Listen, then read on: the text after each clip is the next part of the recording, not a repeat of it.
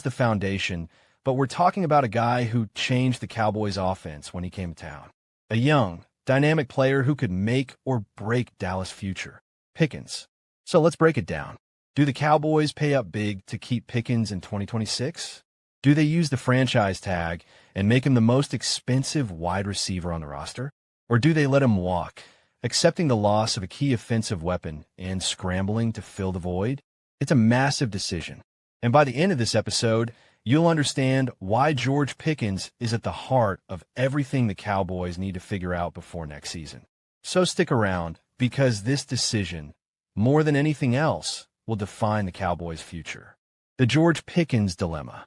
Let's set the stage properly here. The Cowboys are staring down three clear options when it comes to George Pickens in 2026. Option 1. Re-sign him long-term, locking him into a contract that will likely be one of the most expensive non-quarterback deals of the entire offseason. Option 2. Use the franchise tag. That's about $28 million fully against the cap. Expensive? Yes, but it buys Dallas another year to figure things out while keeping Pickens on the roster. Option 3. Let him walk. Let him test free agency and potentially sign elsewhere. This would free up the cap space, but would leave a massive hole in the Cowboys' offensive game plan. Here's the thing. George Pickens isn't just another wide receiver. He's a game changer. The moment he came into the Cowboys' offense, you could see defenses trying to figure out how to cover him. With Pickens, Dallas didn't just have CeeDee Lamb anymore. They had a legitimate second weapon. He made the offense dangerous, dynamic, and unpredictable. Remove him? Well, suddenly the Cowboys are back to relying heavily on Lamb. And that's not an ideal scenario. It's a situation that feels like it could go either way. And that's where we're headed today. Let's dive deeper into the potential ripple effects of each choice. CeeDee Lamb's role in the future. So, let's talk about CeeDee Lamb for a minute, because no matter what happens with George Pickens, Lamb is the backbone of this offense. Despite a season that some might consider a bit of a down year, Lamb still managed to pull in 75 catches and 1,077 yards, and he only played in 14 games. Now, the reason for his somewhat lower numbers was clear. Pickens took targets, Jake Ferguson emerged as a red zone threat, and Lamb had to deal with injuries. But here's the thing. If Pickens leaves, Lamb is going to have to carry the entire receiving core, and that's a big ask. He's a capable WR1, but is he going to be able to handle that kind of burden year after year? Co-host. Exactly. And remember, Lamb was constantly drawing double coverage in 2025. With Pickens potentially gone, you're asking Flournoy or a rookie to step up as the number 2 receiver. That's a lot of pressure to put on an improving guy. Right? This is the crossroads the Cowboys face. Can Lamb thrive in a heavy-duty role as the sole top option, or do they need to re-sign Pickens and keep that dynamic duo intact? The pressure is on. Ryan Flournoy, the wild card. Now, let's talk about Ryan Flournoy, the guy who's made some noise this season and could be a huge factor if Pickens leaves. Flournoy started the season on the practice squad, but by the end of the year, he had worked his way past Jalen Tolbert, Jonathan Mingo, and even Cavani Turpin in the depth chart. The guy is clearly building trust in the system and with Dak Prescott. Dallas didn't waste any time locking him into a 2-year deal, so Flournoy's future with the team looks secure for now. But here's the big question. Is he ready to step up as a full-time WR2 if Pickens walks? That's a tough ask. Flournoy showed flashes in 2025, but consistency is the key. The Cowboys are not in a position to give him a full season to figure it out, especially if they want to stay competitive. Cavani Turpin and Jonathan Mingo, the disappointments. Let's switch gears and take a look at 2 players who haven't really lived up to expectations. Cavani Turpin and Jonathan Mingo. Turpin, the former All-Pro returner, was supposed to take on a bigger offensive role in 2025, but he was mostly absent from the offense. His most significant contributions came in the return game, but even there, he was a step behind his usual standard. And then there's the financial question.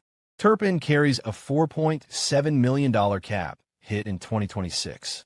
If he's not producing on offense or special teams, is he really worth that much? It's something the Cowboys have to weigh very carefully. Then we have Jonathan Mingo, a guy the Cowboys took in the 4th round, hoping he would be a valuable contributor. Well, after a season where he's been passed up by Flournoy on the depth chart, it's looking like Mingo could be a cut casualty. His lack of production and minimal special teams value make him a candidate for release. These two players could be financially expendable and won't likely move the needle for Dallas in 2026. The free agent market. What are the alternatives? So if the Cowboys don't bring Pickens back, what are their options? The free agent market offers some intriguing, but imperfect, choices. Take a look at Alec Pierce, who's shown some potential with Indianapolis, but hasn't quite reached the level of consistency needed for a starting WR2 role. Then there's Wan'Dale Robinson, who's been up and down with the Giants, and Romeo Dew, who's had his flashes in Green Bay, but has been inconsistent. These are younger guys who could be good options, but there's a catch. They're not guaranteed to be the kind of player that Pickens was for Dallas. And none of them have shown the consistency to replace a player like Pickens immediately. On the other hand, you've got the older, maybe cheaper veterans like Deebo Samuel and Jawan Jennings. They come with their own set of risks, but could be effective, especially if the Cowboys are trying to balance cap space with roster needs. The draft. Could the future be in the rookie class? Now, if Dallas doesn't land a big-name receiver in free agency, there's always the draft. The Cowboys have 2 first-round picks in 2026, and there's no doubt that one of them could very well be used on a wide receiver. This could give Dallas the opportunity to pair a rookie with CeeDee Lamb, building around a cheap, high-potential option for the next few seasons. The draft could solve the problem long-term, but there's a big question of whether a rookie receiver can contribute immediately and whether the Cowboys are willing to pass on a defensive upgrade to make this investment. The Dallas Cowboys have officially entered a new phase on defense, and it starts with one decision that quietly set the tone for everything that comes next. Christian Parker is now the defensive coordinator in Dallas, coming over from the Philadelphia Eagles, a franchise that has built its recent success on disciplined structure, physicality, and adaptability. While much of the early attention has been on Parker assembling his coaching staff and installing his philosophies, that phase will pass quickly.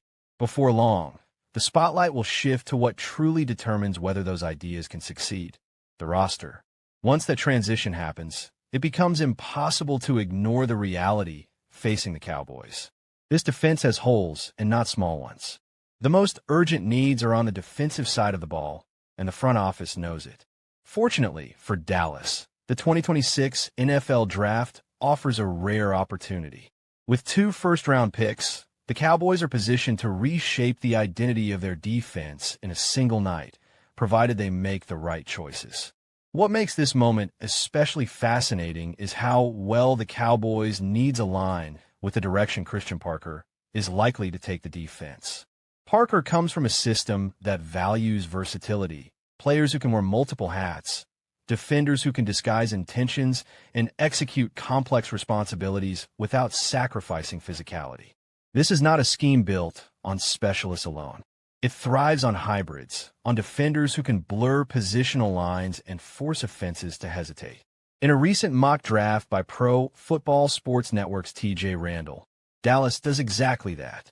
With their first 2 selections, the Cowboys address the spine of the defense by targeting a hybrid linebacker and a true cover corner, 2 positions that define modern NFL defenses.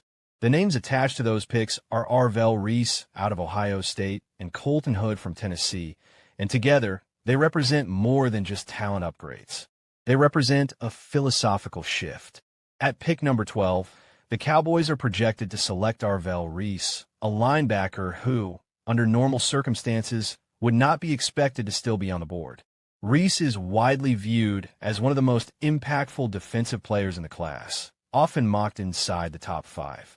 His presence at 12 would require a very specific draft day slide, but as Randall notes, it is not impossible. Draft processes evolve, team needs change, and quarterbacks tend to push elite defenders down the board. If Reese is available when Dallas is on the clock, the Cowboys would be staring at a rare opportunity.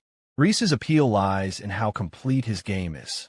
Early in his college career, he spent most of his time operating in the box, reading plays, fitting gaps, and showing a natural feel for traffic and leverage. Then, in 2025, Ohio State began to deploy him more aggressively along the edge, and the results were immediate. Reese showed he could threaten quarterbacks, set the edge against the run, and still drop back into coverage without looking out of place. That combination is exactly what modern NFL defenses crave. For Dallas, the importance of that versatility cannot be overstated. The Cowboys no longer have the luxury of relying on a single defender to be everywhere at once. With Micah Parsons no longer anchoring the defense the way he once did, there's a need for someone who can replicate at least part of that impact. Reese may not be Parsons, but he offers something just as valuable: flexibility. He can play off the ball, rush the passer, and erase mismatches in coverage. He gives Christian Parker options, and options are the currency of good defense. Adding Reese would immediately change how offenses prepare for Dallas. Suddenly, protections become harder to set. Play action becomes riskier. Short and intermediate passing lanes feel more crowded. Reese is the type of defender whose influence extends beyond the stat sheet.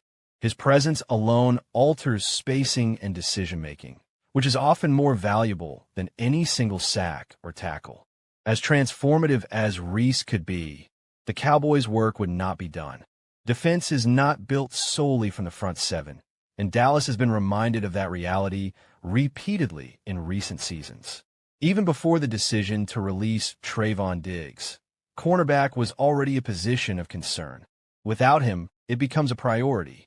That is where Colton Hood enters the picture at pick number 20. Hood is not the loudest name in the draft, but his game speaks clearly.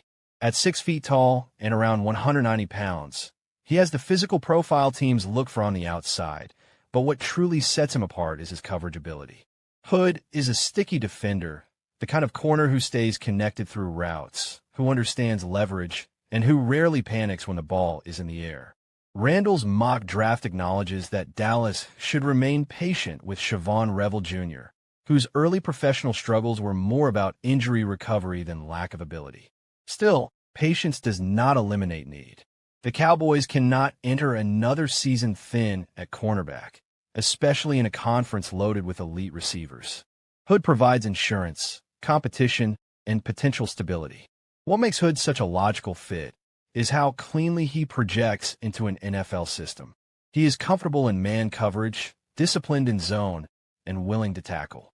He plays with confidence, but not recklessness, trusting his technique rather than relying solely on athleticism. In a defense guided by Christian Parker, that discipline matters. Parker's scheme demands corners who can handle responsibility without constant safety help, and Hood fits that mold. Taken together, Reese and Hood would do more than fill holes. They would rebalance the defense. Reese strengthens the middle and the edge simultaneously, while Hood stabilizes the perimeter. Suddenly, Dallas has answers at all three levels. Linebacker speed improves. Coverage flexibility